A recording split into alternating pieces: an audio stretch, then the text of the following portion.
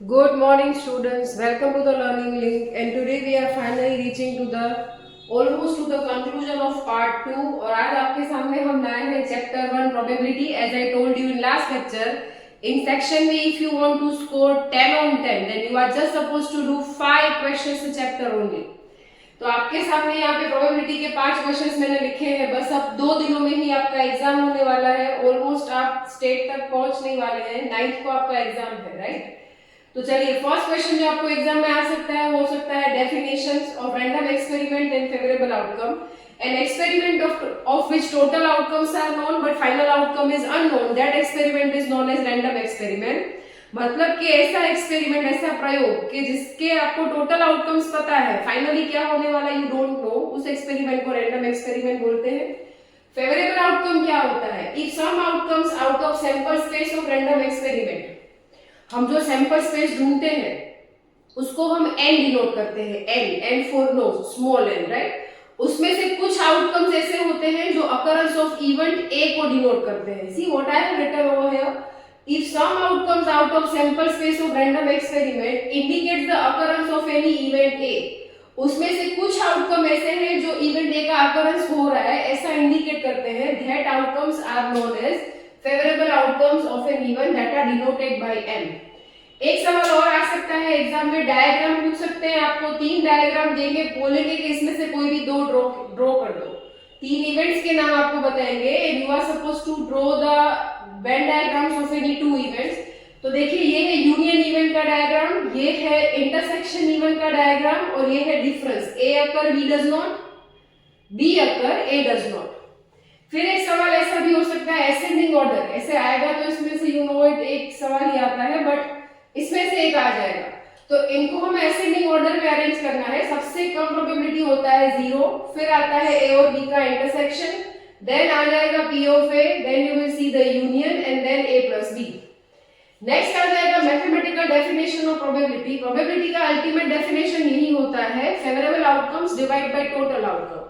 But उसको थोड़ा सजा के लिखना पड़ेगा, ऐसे ही हम नहीं लिख सकते. तो सजाना किस तरीके से, जो मैंने बोला वही लिखा है यहाँ पे. सी, if n outcomes, n means your finite sample space, n outcomes are outcomes of finite sample space. finite sample space के total outcomes को हम n बोलते हैं. of a random experiment ये outcomes कैसे होते हैं? mutually exclusive, exhaustive और equiprobable. अब ये सब क्या है उसके लिए आपको वन शॉट थ्योरी देखना पड़ेगा. वैसे अब आपके पास इतना टाइम नहीं है तो आप लर्न ही कर सकते हैं, राइट, बाय द टाइम. तो ये सारे आउटकम्स कैसे होते हैं? Mutually exclusive, exhaustive and equiprobable. Let's do it once more. If n outcomes are outcomes of finite sample space of a random experiment, जो outcomes mutually exclusive है, exhaustive है और equiprobable है, and उसमें से m outcomes among them are favorable outcomes. m क्या होते हैं? favorable outcomes of any event A, किसी event के favorable outcomes हैं.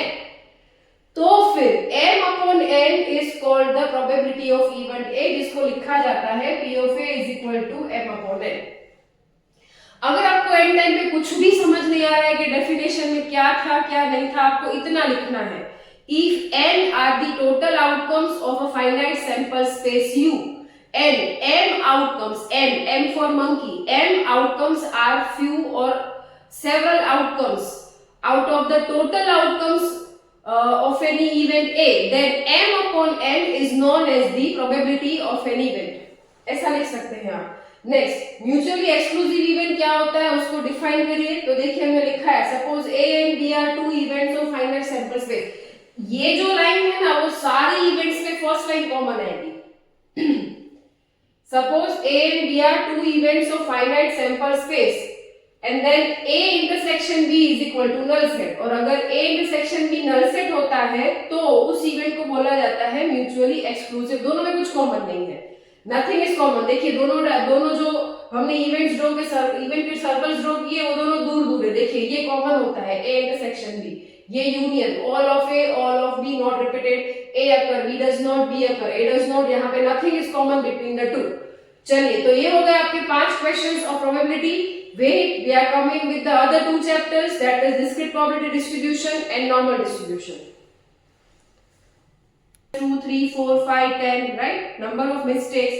But temperature, height, weight, ये सारी चीजें exact नहीं होती है. That can be in between two real numbers. दो रियल नंबर्स के बीच की इनफाइनाइट वैल्यू अज्यूम करेंगे तो उसको हम बोलेंगे कंटिन्यूअस. अब आता है बर्नौली ट्रायल. मोस्ट टाइम की डेफिनेशन है. इसको हमने 3 डिविजन्स में डिवाइड किया है. ये डेफिनेशन मैंने बच्चों को लर्न कराया था जब हमने वन शॉट थ्योरी सीखा था. 3 डिविजन्स में डिवाइड किया है. An experiment that is repeated n times. आपको एक एक्सपेरिमेंट n टाइम्स रिपीट करना है अंडर आइडेंटिकल कंडीशन जिसके सिर्फ दो ही आउटकम्स होंगे, success and failure, which has only 2 outcomes, success and failure. In every single experiment, the probability of success is constant. Probability of success कैसा रहेगा? Constant. आप पहली बार पॉइंट टॉस करेंगे तो हेड का चांस 1/2 ही रहेगा. आप 100 टाइम्स करेंगे फिर भी वो 1/2 ही रहेगा.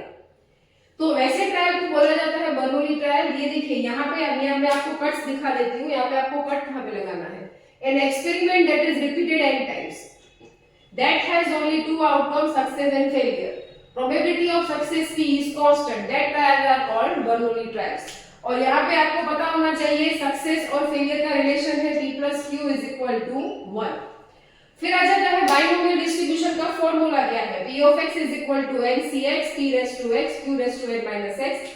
फिर आ जाता है formula of mean of discrete power distribution. ध्यान रहे ये लोग वर्ड्स आपको समझना होगा, वर्ड समझना होगा. डिस्क्रीट पावर डिस्ट्रीब्यूशन का मीन पूछा है या फिर बाइनोमियल डिस्ट्रीब्यूशन का मीन पूछा है. देखिए डिस्क्रीट का मीन पूछेंगे तो वो ई ऑफ एक्स होता है, बट अगर बाइनोमियल का पूछते हैं तो एनपी होता है. ध्यान रहे इसका वेरिएंस वी ऑफ एक्स होता है, इसका वेरिएंस एनपीक्यू होता है. इन दोनों का रिलेशन एनपी ग्रेटर देन एनपीक्यू होता है.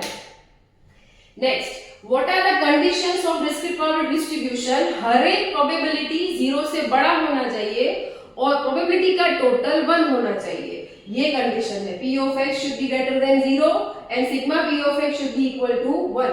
यही दोनों condition normal में भी लागू होगा. अगर normal के conditions पूछते हैं तो यही दो conditions आएंगे. Probability 0 से बड़ा and total probability is 1. Move forward to the next, that is normal distribution. First question, if MD, you know mean deviation, the formula of mean deviation 4/5 sigma, the formula of quartile deviation 2/3 sigma.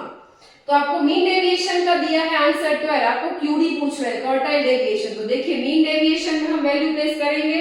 mean deviation लगाएंगे 12, 12 5 divide by 4 तो sigma मिलेगा 15 और इस sigma को QD की value में लगाएंगे 2 10 2 15 का 30 30 by 10 30 by 3 आंसर आ जाएगा 10.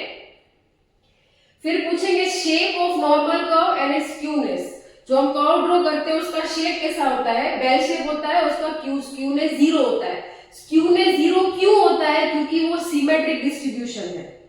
Normal distribution is the symmetric distribution, is the distribution of continuous random variable. देखिए ये जो है ना डिस्ट्रीब्यूशन ये डिस्क्रीट का है और अगर इसके बारे में आप पूछेंगे ना तो ये कंटिन्यूअस का है. यहाँ पे आपका x कोई भी वैल्यू एक्वायर कर सकता है between 2 intervals. Next, standard normal curve is symmetric to which value? Most time के क्वेश्चन में बच्चों भूलिएगा नहीं. देखिए ये जो हमारा कर्व है ना यहाँ पे हम z क्या लगाते हैं? 0. तो ये पूछ रहे हैं कि z की कौन सी वैल्यू के लिए सिमेट्रिक है. सिमेट्रिक मतलब ये एरिया 0.5, ये एरिया 0.5, ये टोटल हो जाएगा 1. तो कौन सी लाइन है जो ये कर्व को दो इक्वल पार्ट्स में डिवाइड करती है? तो वो हो जाएगा z0. किसके लिए सवाल पूछा है? Standard normal curve. तो स्टैंडर्ड नॉर्मल कर्व मतलब z का कर्व. तो कर्व तो भाई x का भी यही होता है, अलग थोड़ी होता है. तो ये सेम राइट, सिमेट्रिक. तो अगर आपको ये स्टैंडर्ड नॉर्मल कर्व पूछ रहे हैं तो वो z के लिए 0 वो उसके दो इक्वल पार्ट्स करेगा. और अगर सिर्फ नॉर्मल कर्व पूछ रहे हैं, catch my words, mark my words, अगर वो नॉर्मल कर्व के लिए पूछ रहे हैं तो म्यू जो है वो दोनों को इक्वल पार्ट्स में डिवाइड करेगा, गलती ना हो. Next, if mean of normal distribution मतलब x की बात कर रहे हैं, उसका मीन मतलब म्यू है 11, q1 मतलब फर्स्ट क्वार्टाइल है 3, तो आपको थर्ड क्वार्टाइल पूछ रहे हैं. तो दिस इज द फॉर्मूला. मैंने आपको समझाया था वन शॉट थियरी में. सिमेट्रिक डिस्ट्रीब्यूशन में जो मीन होता है वही मीडियन होता है, वही मोड होता है, वही Q2 that is also equal to D5 P50 सब एक बराबर. तो अगर आपको mean median mode Q2 D5 P50 कुछ भी दे रहे हैं ये फॉर्मूला अप्लाई होगा Q3 प्लस Q1 अपॉन 2। यहाँ पे आपको मीन लगाना है 11, 11 2 जा 22, 22 में से 3 निकाल दो, आंसर आएगा 19।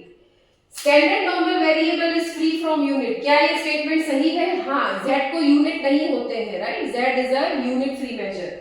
चलिए, इसके बाद हम कल आपको देंगे चैप्टर 4 और 5 लिमिट और डिफरेंशिएशन के 5 questions, and after that we will be done with it. अगर आपको मेरी वीडियोस जो है वो इंफॉर्मेटिव लगती हो, यूजफुल लगती हो, then do share with your friends, do subscribe my channel, and you will get the PDF of this board work in description box. Thank you so much.